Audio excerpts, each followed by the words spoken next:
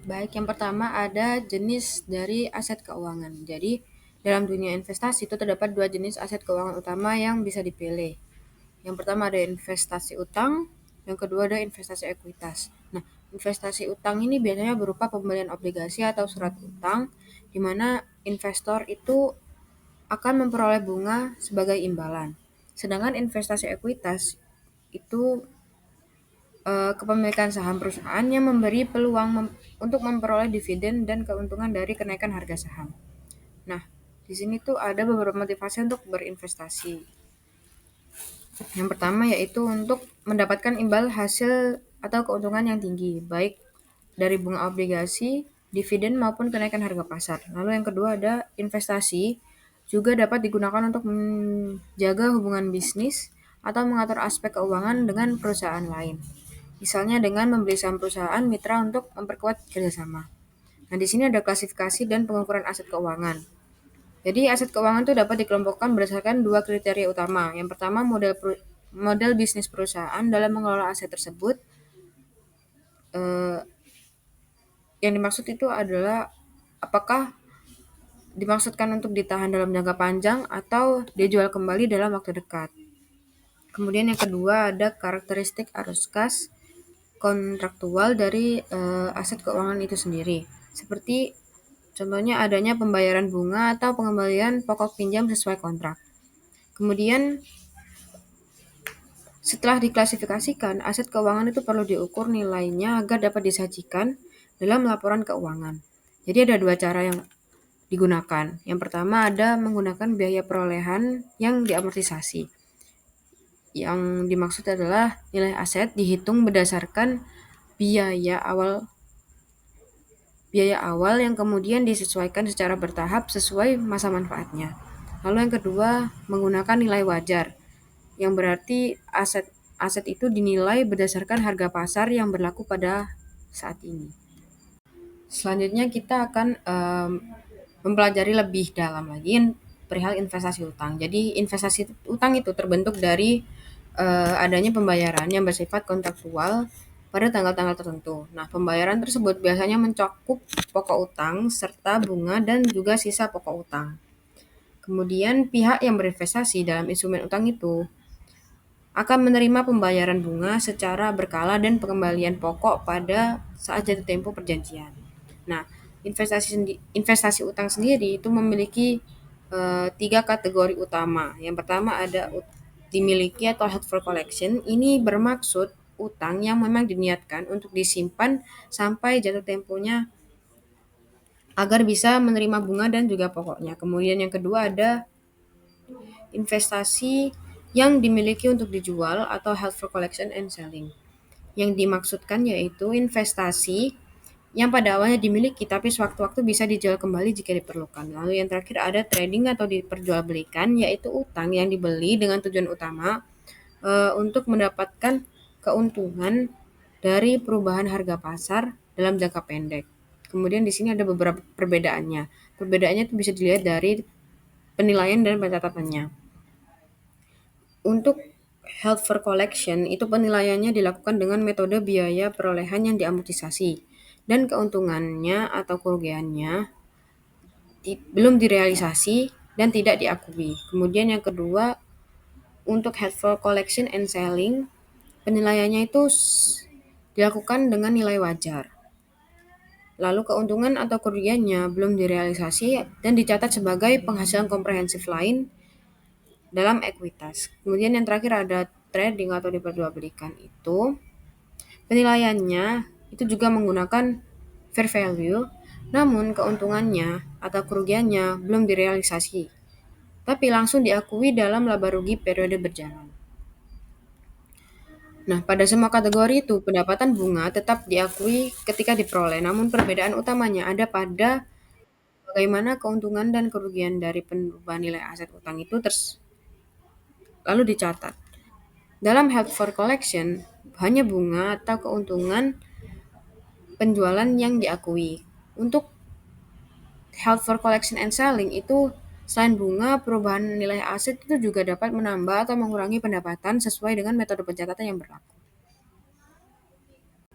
Kemudian di sini diberikan contoh investasi utang pada biaya peroleh yang diamortisasi. Jadi di sini diberikan contoh sebuah perusahaan bernama Robinson ini membeli utang dari perusahaan Evermaster. Nah, surat utang ini tuh seperti pinjaman yang diberikan Robinson kepada Evermaster dengan nilai nominal sebesar 100.000 euro dengan bunga yang dijanjikan 8% per tahunnya, dibayar setengah setiap 1 Juli dan juga 1 Januari. Robinson ini hanya membayar sebesar 92.278 euro karena adanya diskon. Kemudian di sini dicatatkan jurnalnya Debt Investment 92.278 dan juga cash 92.278. Kemudian pada jurnal Robinson, Robinson mencatat penerimaan imbal hasil atau bunga yang pertama pada 1 Juli 2019 dengan cash 4.000, debt investment sebesar 614, interest revenue sebesar 4.614. Kemudian karena Robinson ini menggunakan tahun kalender sebagai tahun buku, ia akan mengakui akrual bunga dan mengamortisasi diskon pada tanggal 31 Desember 2019. Dengan interest receivable sebesar 4.000, debt investment 645 dan interest revenue 4.645. Dan begitu seterusnya. Kemudian diasumsikan apabila investasi Robinson tersebut diakhiri pada tanggal 1 November 2021 dengan harga kurs sebesar 99.34 ditambah bunga akrual, maka Robinson akan mencatat amortisasi diskon sebagai debt investment sebesar 522, interest revenue sebesar 522. 522 ini didapat dari diskon amortisasi sebesar 783 dikali dengan 4/6. Slide ini menjelaskan bahwa selama periode pelaporan, perlakuan akuntansi untuk investasi utang yang diklasifikasikan sebagai held for collection and selling sama dengan investasi held for collection, yaitu dicatat sebesar biaya perolehan diamortisasi. Namun, pada setiap akhir periode pelaporan, perusahaan wajib menyesuaikan nilai tercatat dari biaya perolehan diamortisasi ke nilai wajar, serta mengakui keuntungan atau kerugian belum terrealisasi pada other comprehensive income, bukan pada laba rugi. Contoh yang diberikan adalah pembelian obligasi senilai 100.000 pound sterling dengan kupon 10% selama 5 tahun. Graf plc membeli obligasi ini dengan harga 108.111 yang berarti terdapat premi sebesar 8.111. Bunga dibayar setiap 1 Juli dan 1 Januari. Perusahaan mencatat pembelian obligasi sebesar 108.111. Pada saat penerimaan bunga pertama tanggal 1 Juli 2019, jurnal yang dibuat adalah mendebit kas 5.000, mengurangi debt investment sebesar 676, yang di sini adalah amortisasi premi, dan mengakui interest revenue sebesar 4.324. Di sini berfokus pada perhitungan pendapatan bunga untuk tahun 2019, yaitu sebesar 8.621. Pada 1 Juli 2019, Graf menerima kas 5.000 dengan interest revenue yang diakui sebesar 4.324, sedangkan sisanya 676 dialokasikan untuk amortisasi premi obligasi. Pada akhir tahun, tepatnya 31 Desember 2019, perusahaan perlu membuat jurnal penyesuaian untuk mencatat bunga accrual, karena bunga berikutnya baru akan diterima pada 1 Januari 2020. Jurnalnya adalah mendebit interest receivable sebesar 5.000, mengurangi debt investment sebesar 703, dan mengakui interest revenue sebesar 4.297. Selain itu, jika nilai wajar obligasi pada 31 Desember 2019 adalah 105.000, perusahaan juga perlu menyesuaikan nilai wajar dengan mencatat unrealized holding gain or loss equity sebesar 1.732 dan mengkredit fair value adjustment sebesar 1.732. Slide ini membahas contoh ketika perusahaan memiliki portofolio investasi utang yang diklasifikasikan sebagai HFCNS. Web AG memiliki dua obligasi, yaitu Watson SE 8% bonds dan Anacom Group 10% bonds. Total biaya amortisasi portofolio adalah 293.537, sedangkan nilai wajarnya pada 31 Desember 2019 adalah 284.000. Hal ini menimbulkan kerugian belum terrealisasi sebesar 9.537. Web AG harus mengakui kerugian tersebut dengan mendebit unrealized holding gain or loss equity sebesar 9.537 dan mengkredit fair value adjustment sebesar 9.537. Di sini juga dijelaskan perlakuan jika obligasi dijual sebelum jatuh tempo. Yang pertama, biaya perolehan diamortisasi obligasi yang dijual harus dihapus dari catatan. Kemudian laba atau rugi yang direalisasi diakui sebagai selisih antara harga jual dengan biaya perolehan diamortisasi yang dicatat pada laporan laba rugi di bagian other income and expense. Di sini dijelaskan contoh penjualan obligasi. Web AG menjual obligasi Watson pada 1 Juli 2020 dengan harga 90.000. Biaya perolehan diamortisasi obligasi tersebut pada saat itu adalah 94.214, sehingga menimbulkan rugi penjualan sebesar 4.214. Jurnal yang dicatat adalah mendebit kas 90.000, mendebit loss on sale of investment 4.214, dan mengkredit debt investment sebesar 94.214. Rugi tersebut kemudian dilaporkan dalam laporan laba rugi pada bagian other income and expense. Pada akhir tahun 2020, Web menyajikan portofolio obligasi yang masih dimiliki, misalnya Anacom Group Bonds dengan biaya amortisasi 200.000 dan nilai wajar 195.000, sehingga terdapat kerugian belum terrealisasi 5.000.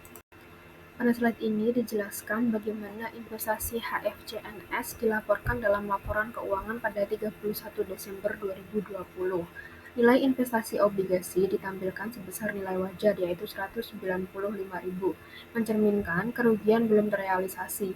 Di sisi laporan laba rugi, perusahaan melaporkan interest revenue dan loss on sale of investment sebesar 4.214.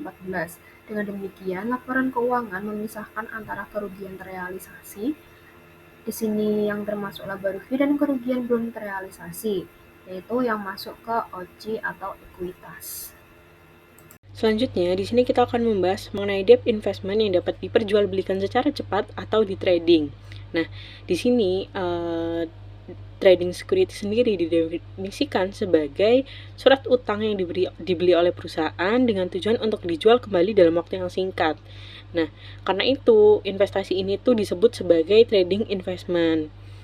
Nah, trading investment dalam laporan keuangan akan dilaporkan sebesar nilai wajar atau fair value pada saat ini. Nah, perubahan nilai atau unrealized holding gain or losses diakui sebagai bagian dari net income atau laba bersih. Nah, unrealized holding gain or loss ini merupakan selisih perubahan nilai wajar surat berharga dari satu periode ke periode berikutnya. Tapi ini tuh tidak termasuk dengan dividen atau bunga yang sudah diakui tetapi belum diterima.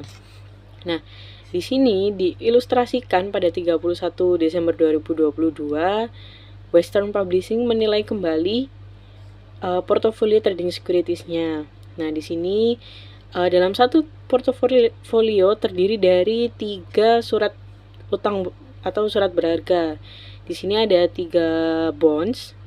Nah, di sini ada perhitungan dari amortisasi tiap bonds-nya, kemudian ada masing-masing fair value-nya, di mana kemudian masing-masing bonds tersebut dihitung seberapa besar unrealized gain atau loss-nya.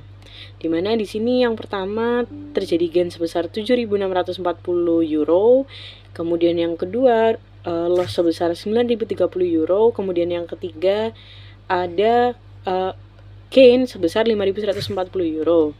Sehingga ketika dihitung akan menghasilkan penyesuaian sebesar 3.750 euro.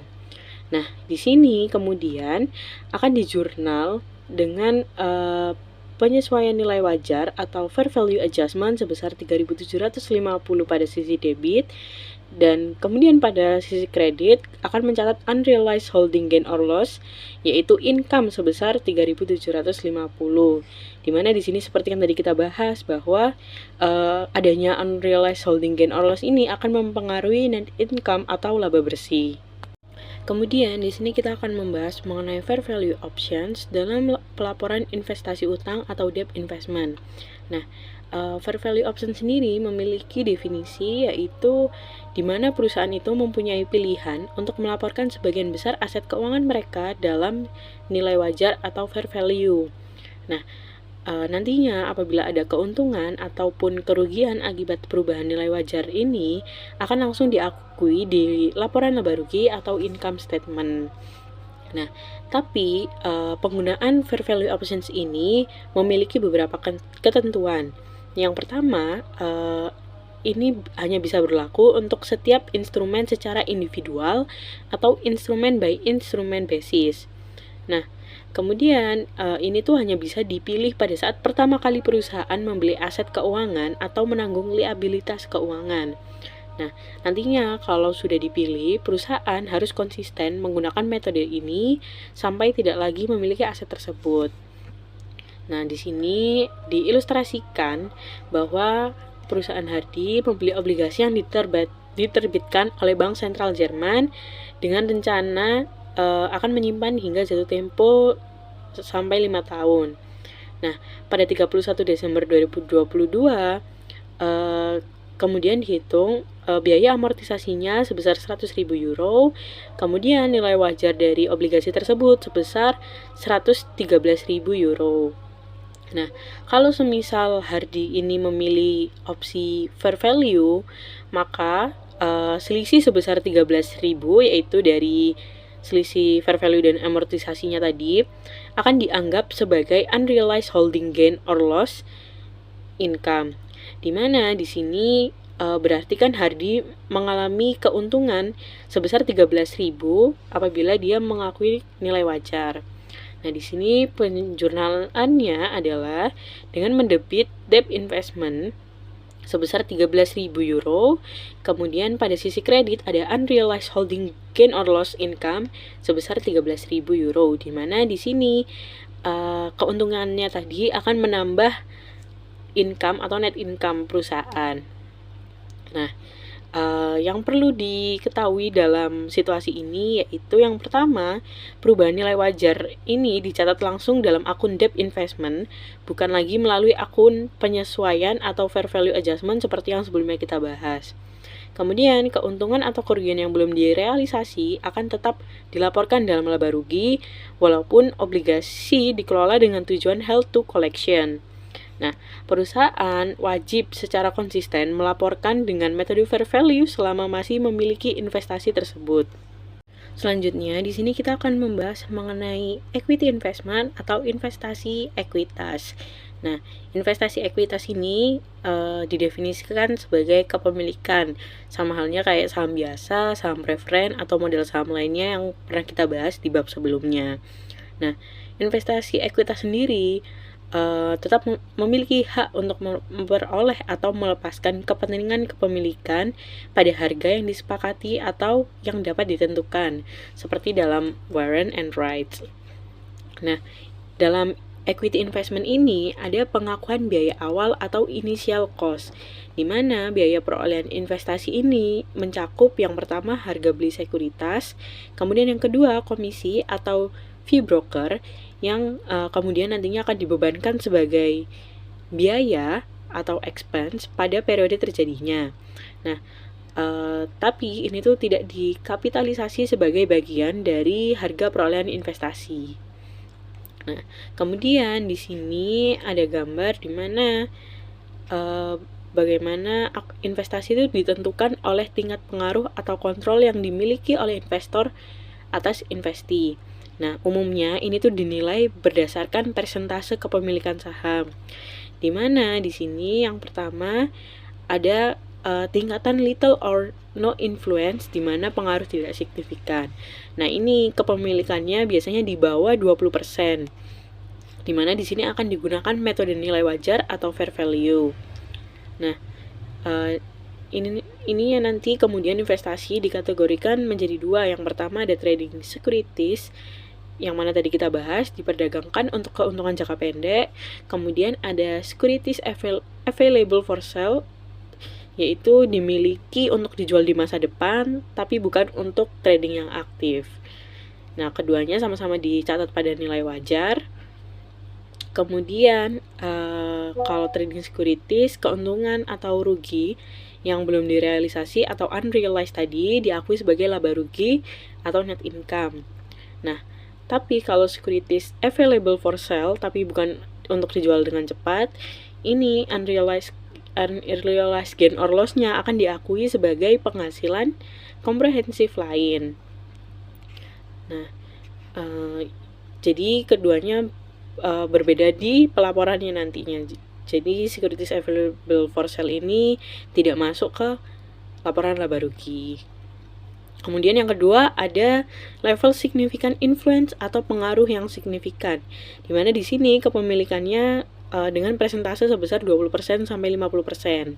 Nah, di sini metodenya akan dicatat berdasarkan equity method atau metode ekuitas, di mana investasi dicatat sebesar harga perolehan awal, kemudian disesuaikan setiap periode dengan mengakui bagian laba atau rugi dari investasi. Nah, pengaruhnya di laporan keuangan, investor akan mengakui bagian proporsionalnya dari laba bersih investasi dalam laporan laba rugi. Nah, nilai investasi di neraca ini akan meningkat juga kalau terjadi laba, dan begitu juga sebaliknya apabila terjadi rugi akan ikut menurun, di mana dividen yang diterima mengurangi nilai investasi di neraca.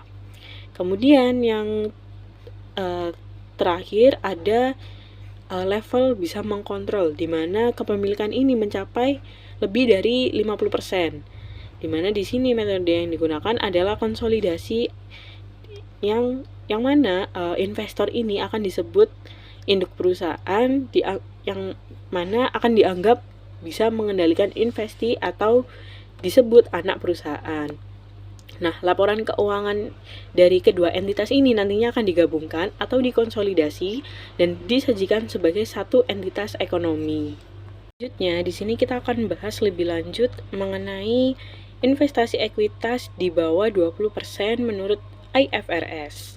Nah, di mana di sini IFRS memiliki asumsi dasar atau aturan umum yang mana secara default semua investasi ekuitas kecuali ada sebuah pengecualian akan dianggap sebagai investasi yang diperdagangkan atau held for trading.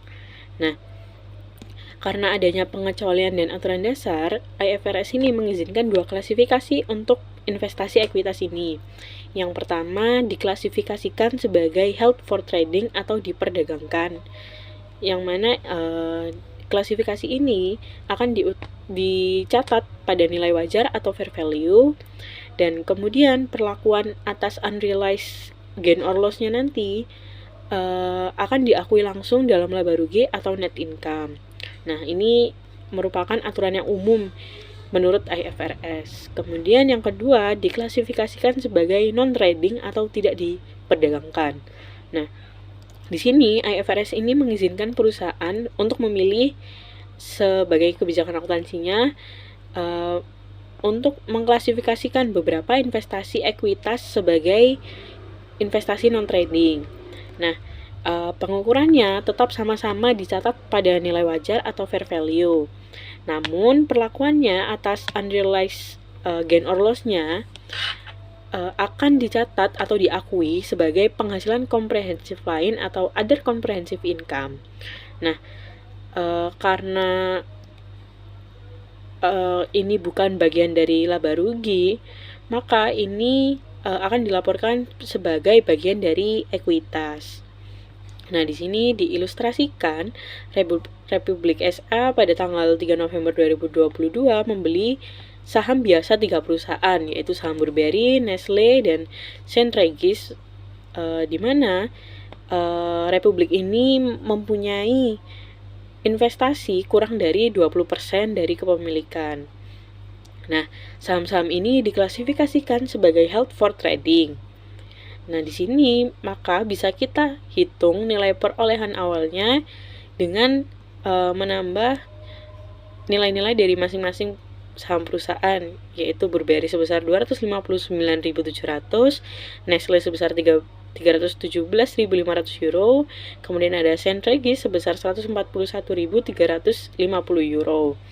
Nah, sehingga total biaya awal keseluruhan yaitu sebesar 718.550 euro.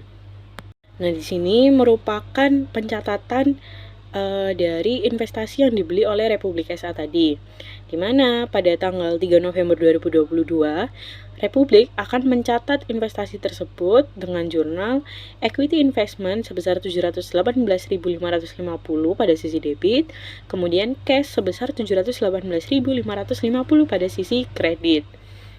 Kemudian pada tanggal 6 Desember 2022, Republik ini menerima cash dividend atau dividen cash sebesar 4.200 euro atas investasi dari saham biasanya di Nestle sebesar 4.200 tadi kan. Berarti ini akan dijurnal yaitu cash sebesar 4.200 euro pada dividen revenue sebesar 4.200 euro. Baik, pada kesempatan kali ini saya akan menjelaskan mengenai equity investment trading income dengan menggunakan contoh kasus dari perusahaan Republik per tanggal 31 Desember 2019. Jadi pada tanggal tersebut Republik memiliki portofolio investasi dalam bentuk saham dari beberapa perusahaan, yaitu Burberry, Nestle, dan St. Regis Popco. Untuk masing-masing saham terdapat dua angka penting yang perlu kita perhatikan, yaitu carrying value atau nilai tercatat, serta fair value atau nilai wajarnya pada akhir periode. Nah, dari perbandingan dua nilai ini kita bisa melihat apakah terjadi keuntungan yang belum direalisasi atau justru kerugian. Kalau kita perhatikan di tabel, saham Burberry misalnya memiliki nilai tercatat sebesar 259.700 euro, tetapi nilai wajarnya naik menjadi 275.000 euro. Artinya di sini ada unrealized gain atau keuntungan yang belum direalisasi sebesar 15.300 euro. Sebaliknya pada saham Nestle nilai tercatatnya sebesar 317.500 euro, sedangkan nilai wajarnya turun menjadi 304.000 euro.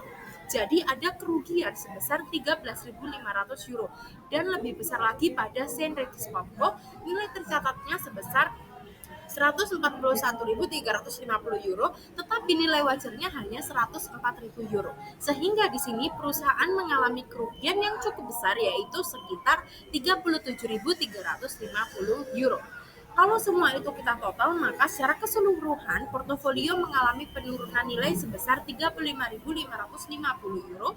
Nah, karena ini sifatnya unrealized atau belum direalisasi, maka perusahaan perlu mencatat penyesuaian nilai wajar di akhir tahun. Jurnal penyesuaian yang dibuat adalah mendebit akun unrealized holding gain or loss income sebesar 35.550 euro dan mengkredit akun fair value adjustment dengan jumlah yang sama. Dengan jurnal ini, laporan keuangan akan merefleksikan kondisi nilai investasi yang lebih aktual. Kemudian, pada tanggal 23 Januari 2020, Republik memutuskan untuk menjual seluruh saham Burberry yang dimilikinya. Dari penjualan tersebut, perusahaan memperoleh kas sebesar 287.220 euro. Padahal nilai perolehan atau cost dari saham Burberry sebelumnya adalah 259.700 euro. Nah, kalau kita bandingkan, berarti perusahaan ini mendapat keuntungan atau gain on sales of shares sebesar 27.520 euro.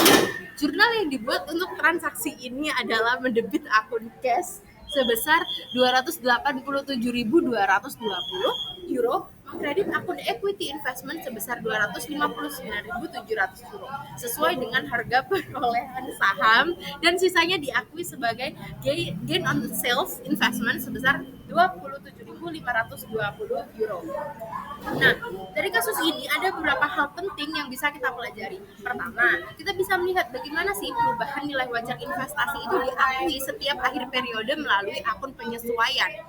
Kedua, ketika aset tersebut benar-benar dijual, barulah perusahaan dapat mengakui realized gain atau loss yang akan masuk ke laporan laba rugi. Jadi bedanya jelas ya, kalau unrealized gain or loss itu masih berupa fluktuasi nilai di pasar, Sementara realized gain or loss muncul setelah investasi benar-benar dilepas.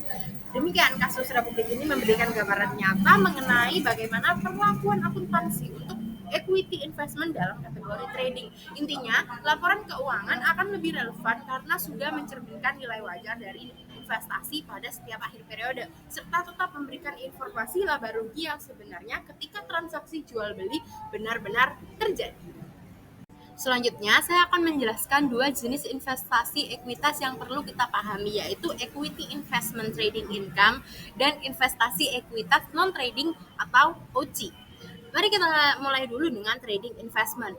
Pada tanggal 10 Februari 2020, perusahaan Republik membeli saham biasa dari Continental Trucking dengan nilai perolehan sebesar 255.000 euro. Saham ini terdiri dari 20.000 lembar dengan harga 12,75 euro per lembar. Selain itu, ada juga biaya broker sebesar 1.850 euro yang ditambahkan ke dalam total biaya investasi. Nah, pada akhir tahun, tepatnya 31 Desember 2020, perusahaan kembali melakukan penilaian atas portofolio investasi ekuitasnya. Di tabel terlihat bahwa Republik ini memiliki 3 jenis saham, yaitu Continental Trucking, Nestle, dan Saint Regis Pulp Co. Kalau kita bandingkan antara carrying value atau nilai tercatat dengan fair value atau nilai wajar per 31 Desember 2020, kita bisa melihat fluktuasi nilai pasar yang terjadi, yaitu yang pertama ada Continental Trucking, nilai tercatatnya 255.000 euro, sementara nilai wajarnya naik menjadi 278.350 euro. Artinya ada kenaikan atau unrealized gain sebesar 23.350 euro. Kedua, saham Nestle juga mengalami kenaikan dari nilai tercatat sebesar 317.500 euro menjadi 362.550 euro dengan keuntungan belum direalisasi sebesar 45.050 euro. Dan sebaliknya, Saint Regis Pulp Co mengalami sedikit penurunan dari 141.350 euro menjadi 139.050 euro, sehingga terjadi kerugian sebesar 2.300 euro. Kalau dijumlahkan secara keseluruhan, total portofolio naik dari 713.850 menjadi 779.950. Dengan kata lain, perusahaan memperoleh keuntungan bersih yang belum direalisasi sebesar 66.100 euro. Namun, ada catatan penting di sini. Sebelumnya, di tahun lalu, perusahaan sudah mencatat penyesuaian nilai wajar dengan posisi kredit sebesar 35.550 euro. Karena itu, penyesuaian di tahun ini perlu memperhitungkan saldo tersebut. Maka, jurnal penyesuaian yang dibuat adalah mendebit akun fair value adjustment sebesar 101.650 euro dan mengkredit akun unrealized holding gain or loss income dengan jumlah yang sama. Jurnal ini memastikan bahwa nilai investasi yang tercatat di laporan keuangan sesuai dengan nilai wajarnya per akhir tahun. Nah, dari sini kita bisa menarik kesimpulan untuk trading investment, perubahan nilai wajar itu selalu langsung berdampak pada laporan laba rugi, baik berupa keuntungan maupun kerugian yang belum direalisasi. Sekarang mari kita bandingkan dengan investasi ekuitas non-trading yang perlakuannya sedikit berbeda. Investasi non-trading ini dicatat dengan tujuan untuk dijual kembali dalam waktu dekat, tetapi lebih untuk kepentingan strategis atau jangka panjang. Oleh karena itu, perlakuan akuntansinya berbeda, terutama dalam hal pencatatan unrealized gain atau or loss ya. Kalau di trading investment itu tadi, perubahan nilai wajar langsung masuk ke laba rugi. Maka di non-trading investment, perubahan tersebut justru dicatat ke akun Other Comprehensive Income atau OC. Mari kita lihat contoh kasusnya. Pada tanggal 10 Desember 2019, Republik membeli 1.000 lembar saham Hawthorne Company dengan harga 20,75 euro per saham. Sehingga total investasinya adalah 20.750 euro. Saham ini hanya mempresentasikan kepemilikan ruang dari 20%. Jadi Republik tidak memiliki pengaruh signifikan terhadap Hawthorne hanya sebagai bentuk investasi minoritas. Namun, ada alasan penting di balik kepemilikan ini. Hawthorne adalah distributor produk Republik di suatu wilayah tertentu. Bahkan, hukum di wilayah tersebut mengharuskan adanya tingkat minimum kepemilikan saham di distributor. Maka investasi ini lebih bersifat strategis, bukan untuk trading jangka pendek. Oleh karena itu, jurnal yang dibuat adalah mendebit akun equity investment Hawthorne sebesar 20.750 euro dan mengkredit akun cash dengan jumlah yang sama. Intinya, jika ada perubahan nilai wajar dari saham ini, perusahaan tersebut tidak masuk ke laba rugi, tetapi dicatat di laporan laba rugi komprehensif lain atau OC. Dengan demikian, kita bisa melihat perbedaan utama. Yang pertama, untuk trading investment, semua perusahaan nilai wajar langsung berdampak pada laba rugi periode berjalan. Sedangkan untuk akun non-trading investment, perubahan nilai wajar dicatat di OC sehingga tidak langsung memengaruhi laba rugi tahunan perusahaan. Jadi secara keseluruhan, kasus ini membantu kita memahami bagaimana tujuan dari kepemilikan suatu investasi sangat memengaruhi perlakuan akuntansi yang diterapkan. Jika tujuannya jangka pendek untuk memperoleh keuntungan dari jual beli, maka semua fluktuasi langsung masuk ke income statement. Tetapi kalau tujuan kepemilikan lebih bersifat strategis atau jangka panjang, maka fluktuasi nilai akan ditanggung terlebih dahulu di OC. Selanjutnya, saya akan membahas mengenai equity investment non-trading OC dengan contoh kasus yang dimiliki oleh perusahaan Republik. Pada tanggal 27 Desember 2019, Republik menerima cash dividen sebesar 450 dari investasi sahamnya di Hawthorne Company. Pencatatan transaksi ini cukup sederhana, yaitu perusahaan mendebit akun cash sebesar 450 euro dan mengkredit akun dividen revenue dengan jumlah yang sama. Dari sini kita bisa lihat bahwa meskipun investasinya masuk kategori non-trading, ketika perusahaan menerima dividen, maka penghasilan dividen tersebut tetap diakui di laporan laba rugi sebagai pendapatan. Selanjutnya, mari kita lihat kondisi per 31 Desember 2019. Investasi Republik di Hawthorne memiliki nilai tercatat sebesar 20.750 euro. Namun pada akhir tahun, nilai wajarnya meningkat menjadi 24.000 euro. Artinya ada kenaikan nilai investasi sebesar 3.250 euro yang disebut unrealized gain. Karena investasi ini diklasifikasikan sebagai non-trading investment, maka perlakuan akuntansinya berbeda dengan trading. Untuk trading investment, kenaikan nilai ini langsung dicatat di laba rugi. Tetapi untuk non-trading, kenaikan nilai ini dicatat di akun ekuitas sebagai bagian dari other comprehensive income atau OC. Oleh karena itu, jurnal yang dibuat adalah mendebit akun equity investment sebesar 3.250 euro dan mengkredit akun unrealized holding gain or loss equity dengan jumlah yang sama. Nah, mari kita lihat dampaknya pada laporan keuangan. Di Statement of Financial Position, nilai investasi pada Hawthorne dilaporkan sebesar 24.000 euro sesuai dengan fair value pada akhir tahun.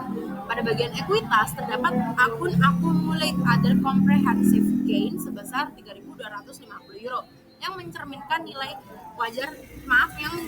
kenaikan nilai wajar tersebut. Di Statement of Comprehensive Income, kita melihat dua hal. Pertama, dividen revenue sebesar 450 euro masuk sebagai pendapatan. Kedua, unrealized holding gain sebesar 3.250 euro masuk ke bagian other comprehensive income.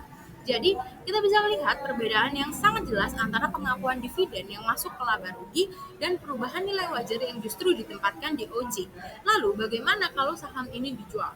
Pada tanggal 20 Desember 2020, Republik ini memutuskan untuk menjual seluruh saham Hawthorne yang dimilikinya dan memperoleh kas bersih sebesar 22.500 euro.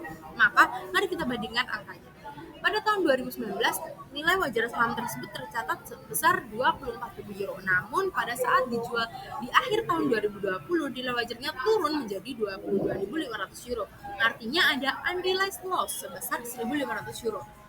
Jurnal yang dibuat untuk mencatat penurunan nilai ini adalah mendebit akun unrealized hold gain or loss equity sebesar 1.500 euro dan mengkredit akun equity investment dengan jumlah yang sama. Dengan pencatatan ini, nilai investasi akhirnya disesuaikan dengan jumlah kas yang benar-benar diterima. Dari kasus ini ada beberapa hal penting yang bisa kita simpulkan. Pertama, dividen dari investasi selalu masuk sebagai pendapatan di laporan laba rugi, baik untuk trading maupun non-trading. Kedua, untuk trading investment, perubahan nilai wajar tidak mengaruhi laba rugi, tetapi dilaporkan di other comprehensive income. Ketiga, ketika investasi akhirnya dijual, maka nilai yang tercatat harus disesuaikan sehingga sesuai dengan kas yang diterima. Dan unrealized gain or loss yang sebelumnya sudah dicatat akan tereliminasi. Dengan demikian, pembahasan ini menunjukkan bagaimana perlakuan akuntansi untuk investasi ekuitas non-trading menekankan pada pemisahan antara pendapatan dividen unrealized gain or loss dan hasil realisasi penjualan investasi. Hal ini membuat laporan keuangan lebih transparan karena tidak mencampurkan fluktuasi nilai pasar jangka pendek ke dalam laba rugi tahunan perusahaan. Baik, yang terakhir saya akan melanjutkan pembahasan mengenai equity investment non-trading (OC), khususnya pada saat investasi tersebut akhirnya dijual. Kita tahu bahwa sebelumnya Republik memiliki investasi di Hawthorne Company. Pada akhir tahun 2019, nilai wajarnya tercatat sebesar 24.000 euro. Namun pada tanggal 20 Desember 2020, Republik memutuskan untuk menjual seluruh saham biasa Hawthorne Company yang dimilikinya. Dari penjualan ini, perusahaan menerima kas bersih sebesar 22.500 euro. Kalau kita bandingkan kedua angka tersebut, yaitu fair value per 31 Desember 2019 yang sebesar 24.000 euro dengan fair value per tanggal penjualan yaitu 22.500 euro, terlihat ada penurunan nilai sebesar 1.500 euro. Penurunan ini disebut sebagai unrealized holding loss equity karena nilainya belum direalisasi hingga saat sebelum penjualan. Dengan kata lain, sebelum saham ini benar-benar dilepas, perusahaan sudah mengetahui bahwa nilainya menurun dan penurunan tersebut harus dicatat sebagai kerugian yang belum direalisasi. Lalu, bagaimana pencatatan pada saat penjualan? Ketika saham akhirnya dijual, perusahaan benar-benar menerima kas sebesar 22.500 euro. Maka, jurnal yang dibuat cukup sederhana, yaitu mendebit akun cash sebesar 22.500 euro dan mengkredit akun equity investments dengan jumlah yang sama. Dengan jurnal ini berarti akun investasi pada Hawthorne sudah sepenuhnya dihapus dari pembukuan karena seluruh saham telah dijual. Nah, ada hal yang menarik di sini. Kalau kita lihat selama perusahaan masih memegang saham Hawthorne, setiap perubahan nilai wajarnya dicatat di Other Comprehensive Income atau OCI, bukan langsung ke laba rugi. Namun ketika saham ini benar-benar dijual, maka barulah kita melihat bagaimana seluruh investasi direalisasikan dalam bentuk kas. Dari kasus ini, ada beberapa poin yang bisa kita pelajari. Yang pertama, non-trading equity investment dicatat pada nilai wajar dan fluktuasi nilainya tidak mengaruhi laba rugi, melainkan ditempatkan pada OCI. Yang kedua, dividen yang diterima dari investasi tetap masuk ke laba rugi sebagai pendapatan terlepas dari apakah investasinya trading atau non-trading. Dan yang ketiga, pada saat penjualan, perusahaan hanya akan mengakui kas yang diterima dan menghapus nilai investasi dari laporan keuangan. Kerugian atau keuntungan yang sebelumnya belum direalisasi akan ditutup pada saat transaksi penjualan selesai. Jadi, intinya adalah bahwa dalam non-trading investment, proses akuntansi berfokus pada menjaga laporan laba rugi tetap stabil dengan cara mendapatkan fluktuasi nilai pasar di OC. Baru setelah investasi benar-benar dijual, barulah perusahaan bisa melihat dampak dari realisasinya. Dengan contoh ini, kita jadi bisa memahami perbedaan mendasar antara trading dan non-trading investment. Kalau trading, setiap fluktuasi nilai pasar langsung berpengaruh ke laba rugi. Tapi kalau non-trading, fluktuasi ditampung dulu di OCI agar laba rugi tidak terlalu volatil. Yang pada akhirnya semua akan direalisasi ketika investasi dijual.